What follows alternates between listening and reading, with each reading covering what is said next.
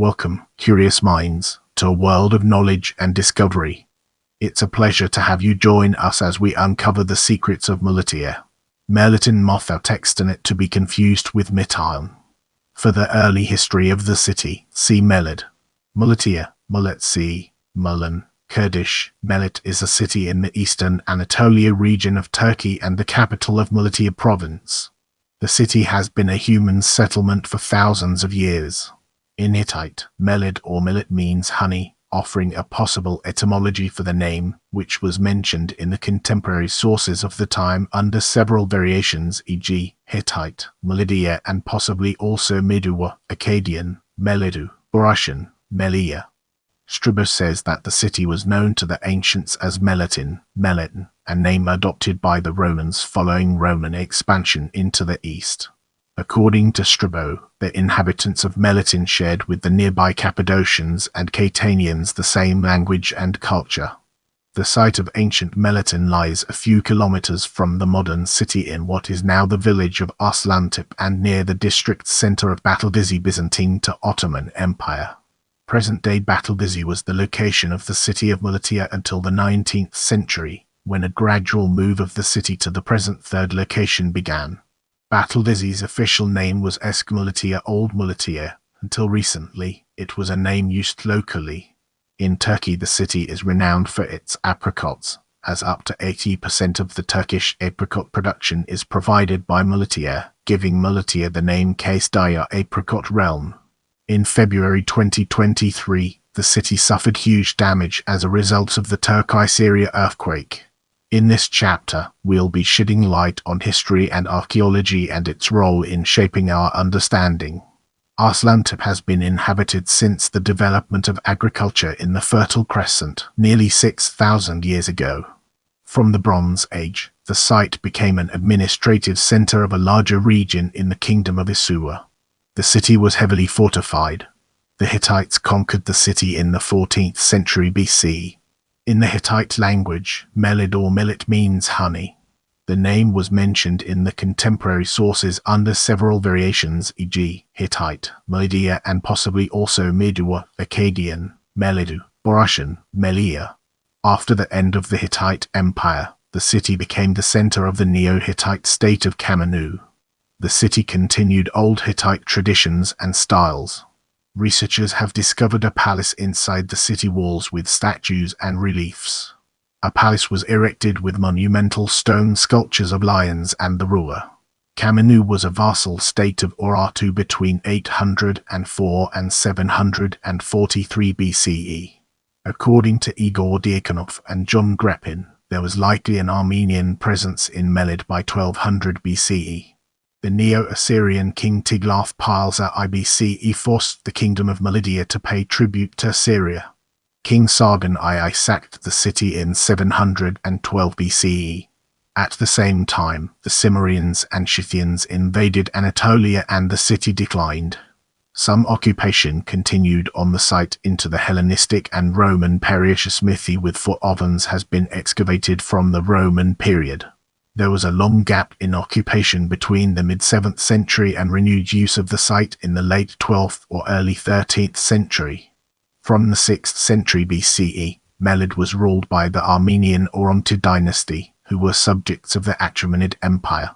After periods of Achaemenid and Macedonian rule, Melid Malatya was part of the Kingdom of Lesser Armenia. In the following section, we'll be immersing ourselves in the captivating world of archaeological exploration. Archaeologists first began to excavate the site of Aslantepe in the Uars, led by French archaeologist Louis Delaporte. Since 1961, an Italian team of archaeologists, led by Marcella Frangipane in the early 21st century, has been working at the site. In the next portion, we'll be immersing ourselves in the realm of Hellenistic and Roman Melitene and examining its broader implications. Diodorus Siculus wrote that Ptolemies of Commagene attacked and captured Melitene from the kingdom of Cappadocia, but could not keep it for long since Ariarathes of Cappadocia marched against him with a strong army, and Ptolemies withdrew. The kingdom of Cappadocia, ruled by the house of Ariobarzanes BC, became a Roman client in 63 BC.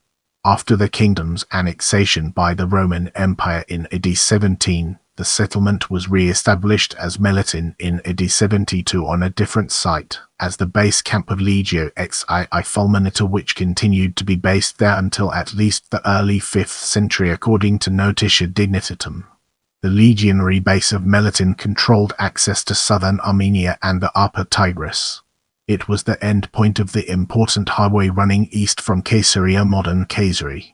The camp attracted a civilian population and was probably granted city status by Trajan in the early 2nd century, with the rank of municipium.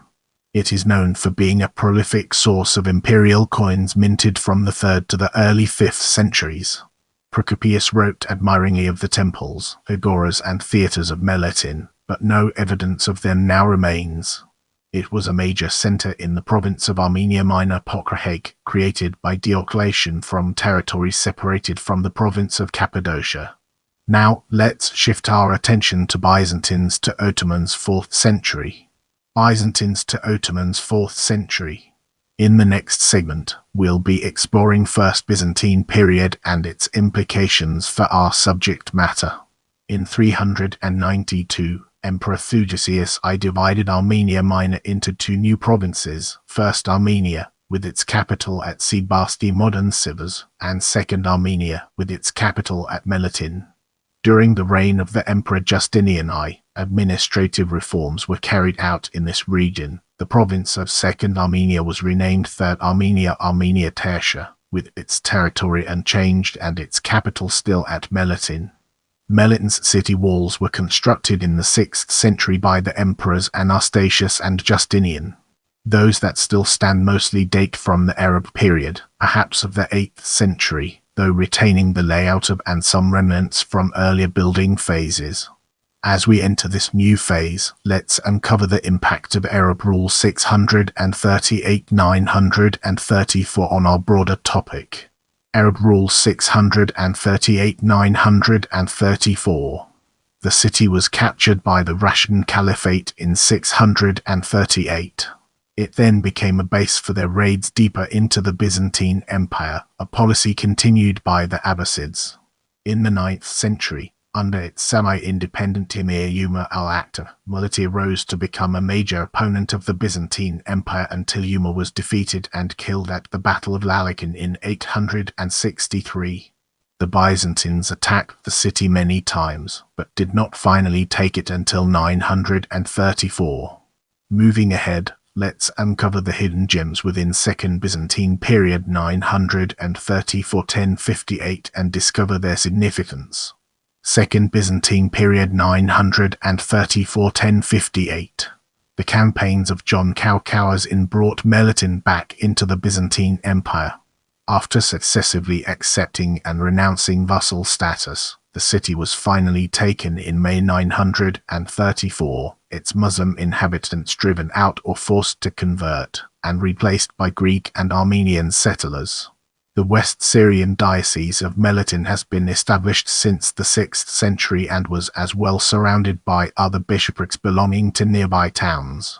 In the 10th century, the Emperor Nikephoros I Phocas convinced the Jacobite Patriarch of Antioch to move the head of the Patriarchate into the region of Melitene.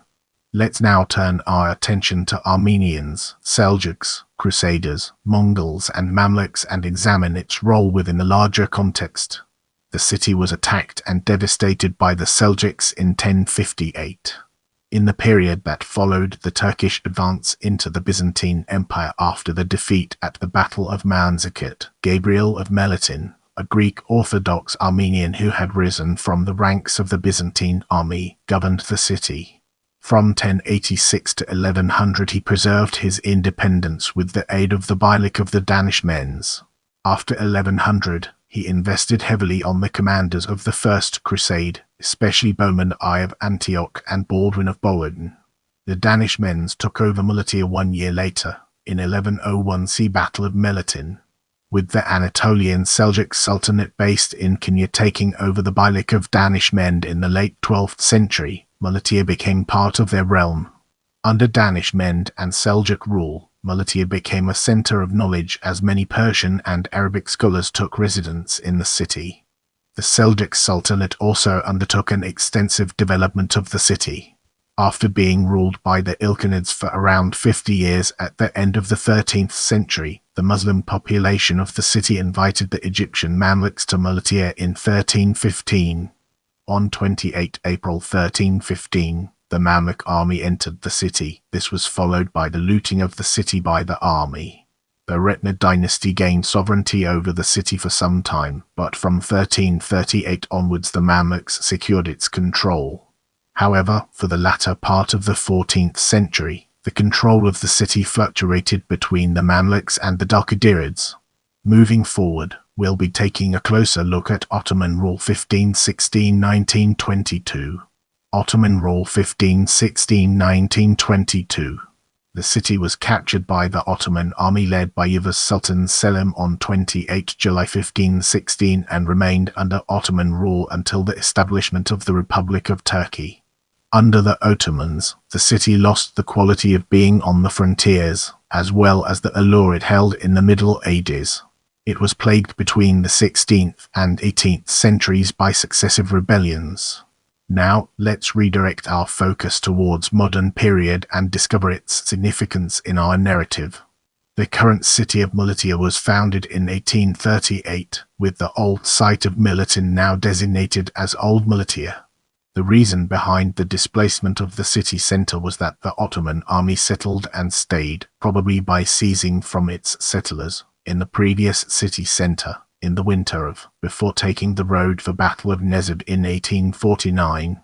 Because of this, citizens of the Malatya established the new city based on a near town called Arsbuzu.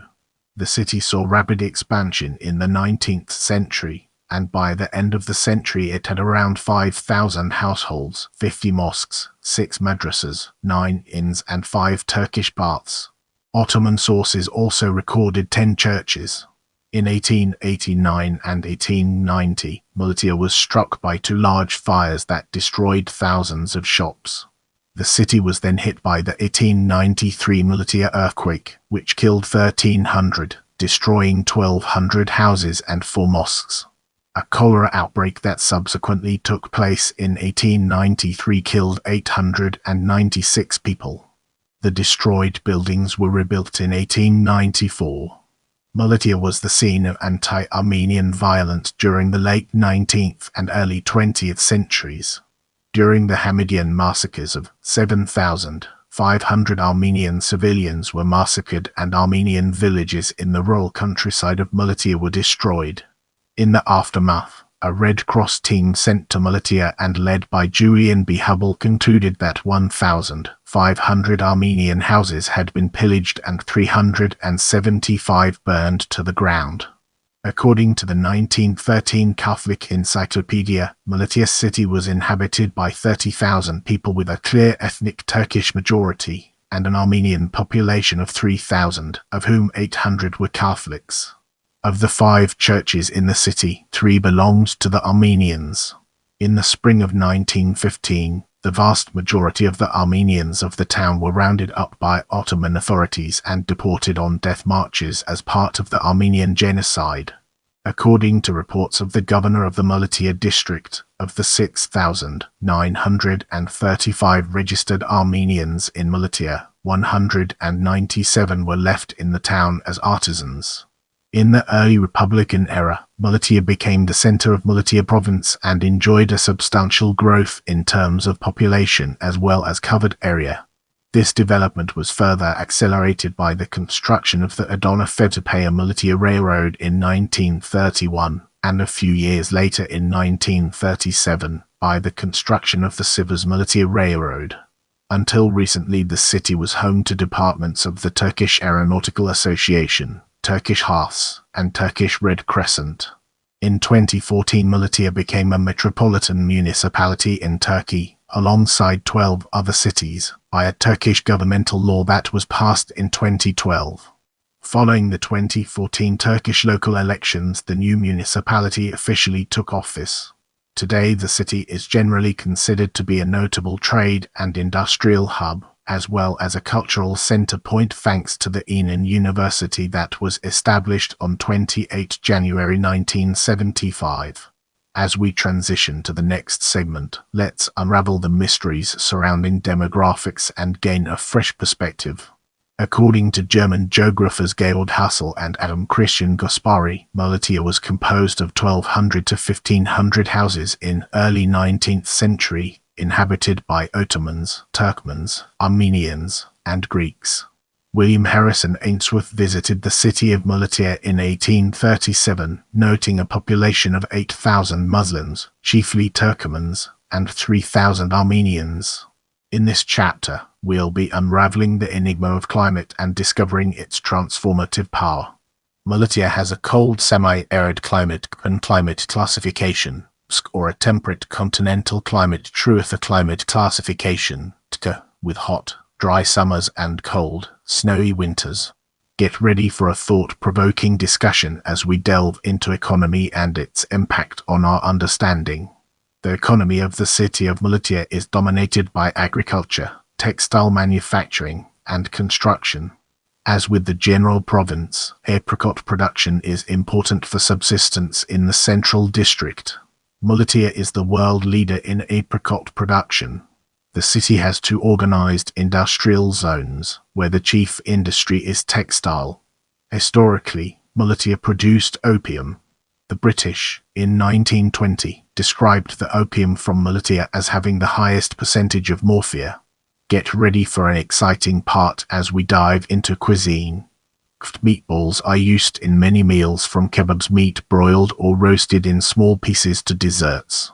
There are over 70 kinds of kft, usually made with wheat and other ingredients. Kit kebab is a local specialty, a dish made of lamb and vegetables broiled in a wrapper, usually oily paper. Other important dishes are a variety of stuffed specialties, including stuffed mulberry leaves, cabbage, chard, lettuce wraps with olive oil, vine leaves, cherry leaves, bean leaves, grape leaves, beets, onions, and zucchini flowers. The Malatya region is known for its apricot orchards. About 50% of the fresh apricot production and 95% of the dried apricot production in Turkey, the world's leading apricot producer, is provided by Malatya. Overall, about % of the worldwide crop of fresh apricots and about % of the worldwide production of dried apricots comes out of Malatya. Malatya apricots are often sun-dried by family-run orchards using traditional methods before export. Let's now enter the realm of festivals and discover the fascinating stories it has to tell. Malatya Fair and Apricot Festivities has been held since 1978, every year in July, to promote Malatya and apricots and to convene the producers to meet one another.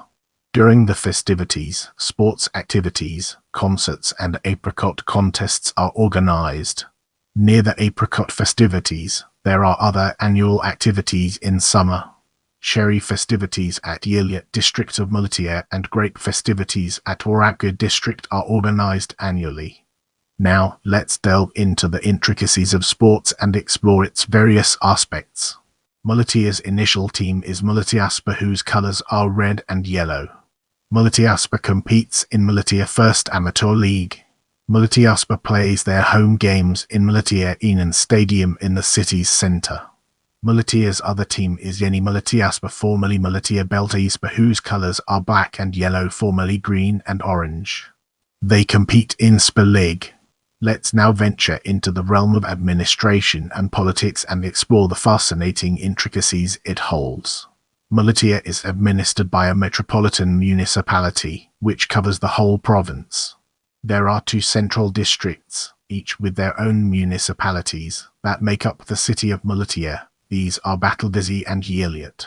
Bataldisi has a population of around 300,000 and covers 47 central neighborhoods, 3 rural former municipalities and 28 villages. Yilyat contains 36 central neighborhoods, 3 rural former municipalities and 16 villages, and has a population of around 250,000. The metropolitan municipality was won in 2014 by Omedika of the ruling AK party with 62.9% of the vote. The candidate of the CHP was in the second place with 16.7% of the vote. Battle-Dizzy was won by Selahattin Gurkan of the AK Party with 63.1% of the vote, and Yelit was won Hak or Polat of the AK Party with 62.4% of the vote. The two central districts voted overwhelmingly in favor of the AK Party in the June 2015 election, with AK Party winning 66.2% of the vote in Battle-Dizzy and 56.9% in Yelit. These percentages further increased in the November 2015 election to 74.7% and 66.2% respectively. In both elections, CHP had the second place in both districts, with its votes remaining in the range of percent. As we venture forward, let's take a closer look at mayors of Malatya and its impact on our understanding. 1984-1989 Aim Science Semashova ANAP 1989-1994 Omitmina Akal ANAP 1994-1998 Omitmina Akal RP 1998-1999 Omitmina Akal FP 1999-2004 Memetya REM HB 2004-2009 Science Semel AK Party 2009-2018 Omitaka AK Party 2018-2019 Hakwa Poet AK Party 2019 Current Selahattin Gurkan AK Party. In the upcoming section, we'll be shining a light on education. Eastern University, one of the largest universities in eastern Turkey, is in Malatya. It was established on 28 January 1975 and has 3 institutions and 9 faculties, with more than 2,500 faculty and 20,000 students. Its larger campus is in the eastern part of Malatya. There are 162 high schools, and some of the well-known national high school entrance examination-based high schools in Malatya are Fethi Gemaluoglu High School of Science, Private Turgut Özal Anatolian High School, Malatya Science High School, and Malatya Anatolian High School. As we transition, let's shed light on landmarks and its relevance to our ongoing exploration. Great Mosque of Malatya New Mosque. As we transition, let's shed light on transportation and its relevance to our ongoing exploration. By its relative advance in industrial growth, Malatya is a pole of attraction for its surrounding regions, in commercial and inward immigration. The city is at a key junction in Turkey's road and rail network. By rail, it serves as the junction for Aleppo through Siriusumzan line. The bus terminal is 5 km west of the city centre. There are regular intercity services to and from Ankara, Istanbul and Gaziantep. The railway station is 3 km west of the city centre, and daily express trains run to Ulus, Diyarbakir, Istanbul and Ankara. These stations are easily reached by taxis and dolmu services. Construction of a Troy-West line was underway in 2013. And the line opened in March 2015, operating under the name Trambus. It serves a route that is around 21.5 kilometers in length and connects Moti bus station Moti Otogar in the west with Eastern University University in the east. Malatya's airport, Ara Airport, is 26 kilometers west of the city center. There are daily domestic flights from Istanbul, Ankara and Izmir. Since 2007 there have been international flights during the summer months. These flights are especially from German cities to Malatya, and most of the passengers are Turkish citizens or their descendants who are living and working in Germany. Moving on to the next segment, we have sister cities. Seoul, South Korea. Thanks for being a part of this amazing journey. I can't wait to bring you more exciting content.